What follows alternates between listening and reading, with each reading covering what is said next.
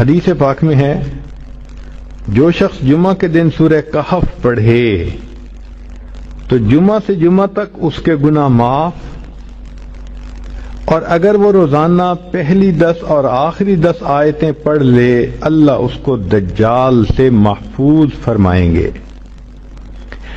تو اس عمل کو کرنے سے ایک تو دجال سے محفوظ ہو گئے، اور دوسری بات اور بھی سن لیجئے کہ دجال دجل سے بنا۔ دجل کا مطلب ہوتا ہے فریب دینا، دھوکہ دینا، اور بچیوں عورتوں کو انسان کی شکل میں بھی کئی دفعہ دجال مل جاتے ہیں۔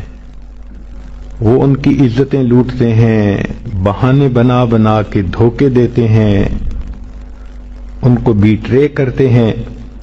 تو اس عمل کے کرنے سے عورت بچی ایسے دجالوں سے بھی محفوظ رہے گی۔